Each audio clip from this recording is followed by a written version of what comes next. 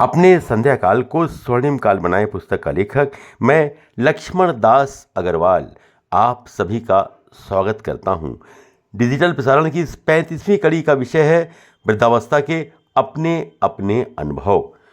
अनुभव सभी के होते हैं, लेकिन कुछ प्रेरणा देते हैं और कुछ वास्तविकता बताते हैं।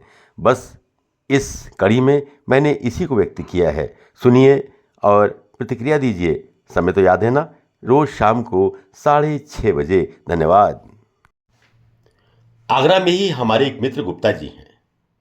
उनका टॉफी और चॉकलेट बनाने का व्यापार है। उनके 2 पुत्र हैं, जिनमें उनका बड़ा बेटा हमेशा से बड़ा आज्ञाकारी और पिता की सेवा करने वाला है। 68 वर्ष की उनकी उम्र हो गई है। 12 साल पहले एक रोड एक्सीडेंट में उनके शरीर पर यह प्रभाव पड़ा कि हाथ पैरों में लकवा मार गया। 1 साल तक फिजियोथेरेपी हुई और 70% वो ठीक हो गए, लेकिन इस लायक नहीं रहे कि कोई वाहन चला सके। उनके 2 बेटे थे और दोनों साथ ही रहते थे, लेकिन वो बड़े बेटे के साथ रहते थे। बड़ा बेटा ख्याल भी बहुत ज़्यादा रखता था, तो उन्होंने क्या किया कि अपनी सारी पूंजी दोनों बेटों में बांट दी और बड़े बेटे को पूंजी का 60% भाग और छोटे को 40% भाग दिया। बड़ा बेटा बड़े प्राण प्रण से उनकी सेवा करता रहा, लेकिन अब उनको एक मुश्किल पड़ने लगी। अगर उन्हें किसी चीज़ की ज़रूरत होती तो पत्नी के द्वारा उन्हें अपने बेटे को कहलवाना पड़ता और बेटा तुरंत वो वस्तु लाकर उन्हें दे देता था। लेकिन एक संकोच उनके मन में होता था कि मुझे कुछ खाने को मिठाई मंगानी या छोटा मोटा कोई खर्च करना है तो मैं अपने पास पैसे के अभाव में खुद कुछ नहीं कर सकता। इससे मेरे मन की पीड़ा तो होती थी और एक हताशा भी मन पर छाती जाती थी कि आज मेरे पास इतना पैसा भी नहीं है कि मैं अपने मन से अपने आप कोई चीज़ मंगा कर सकूं और उसका इस्तेमाल कर सकूं, या किसी को देना है तो दे सकूं। तो इस तरह की समस्याएं भी आती हैं। इसलिए अनिवार्य है कि आप अपने पास कम से कम इतनी पूंजी की व्यवस्था रखें कि अपने मन का कोई भी कार्य आसानी से कर सके।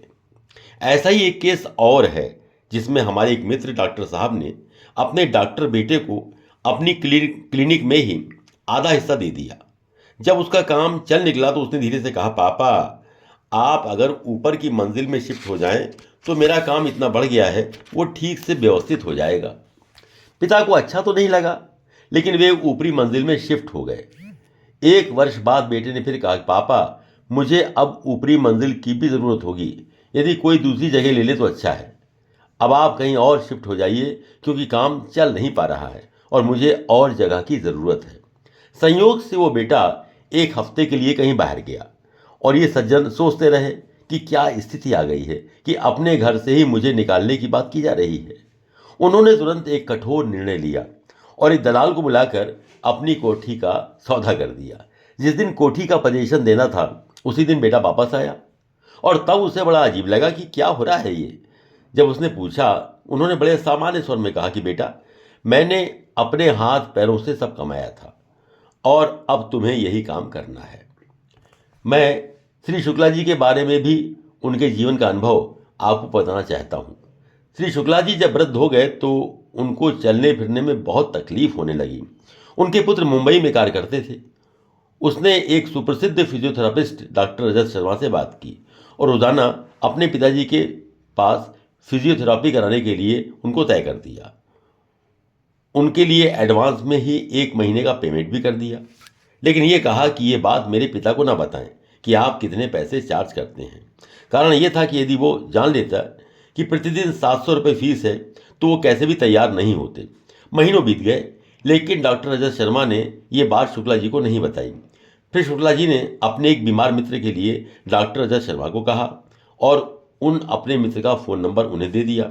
डॉक्टर रजत शर्मा उनके यहाँ भी जाने लगे, लेकिन बेटे की इच्छानुसार उन्होंने उनसे भी फीस का विवरण शुक्ला जी को बताने के लिए मना किया। ये उदाहरण दिखाता है कि आज भी बच्चे ऐसे हैं जो न केवल अपने माता पिता पर खर्च करने को तत्पर हैं, बल्कि ये भी नहीं चाहते कि उनके पिताजी को इसका कोई एहसास भी हो। एक और उदाहरण श्री सिंघल साहब का है, जो LIC में फील्ड ऑफिसर थे और गांधीनगर में उनकी एक कोठी थी। हमारा भी जीवन बीमा और जनरल इंश्योरेंस का सारा काम वही देखते थे। वो अपने काम के प्रति बहुत लगनशील और बड़े मृदुभाषी व्यक्ति थे।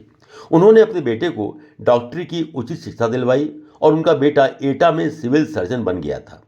स्वार्थ के वशीभूत होकर बेटे ने कहा कि आप आगरा की कोठी बेच दें और मेरे साथ एटा में रहें, वहां आपको सारी सुख सुविधाएं उपलब्ध रहेंगी। लेकिन सिंघल साहब ने उसे समझाया कि मेरे सारे मित्र और परिचित तो आगरा में ही है, इसलिए मैं आगरा से बाहर नहीं जाऊंगा। जब वो किसी तरह भी तैयार न हुए तो बेटे ने उनको बहुत बुरा भला कहा और घर का अपना सारा सामान, रेफ्रिजरेटर, टीवी वगैरह लेकर के वो चला गया।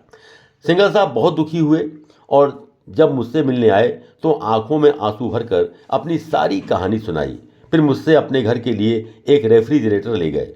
बेटे से संबंध लगभग टूट गया था। अब सिंघल साहब अपने एक हेल्पर के द्वारा बीमा की किस्तों के चेक मंगवा लेते थे और मृत्यु से पहले अपनी कोठी और सारी संपत्ति एक ट्रस्ट को दे गए, जिसका नाम है मातृ छाया ट्रस्ट। ये ट्रस्ट उन बच्चों का पालन पोषण करता है और सरकार की अनुमति से उन बच्चों को किसी अच्छे परिवार को गोद देने का प्रबंध करता है।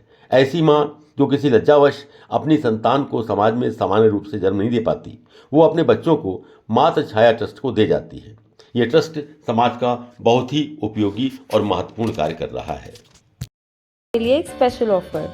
इस किताब की मार्केट प्राइस 500 रुपये है, जिस पे आपको मिल रहा है 40% डिस्काउंट, यानी कि मात्र 300 रुपये में with free delivery at your door step. Book लेने के लिए इस QR कोड पर या स्क्रीन पे दिखाई गई UPI ID पर 300 रुपये का पेमेंट करें और उसका स्क्रीनशॉट अपने एड्रेस के साथ हमें WhatsApp नंबर पर भेज दें and you will receive your book within 4 to 5 working days.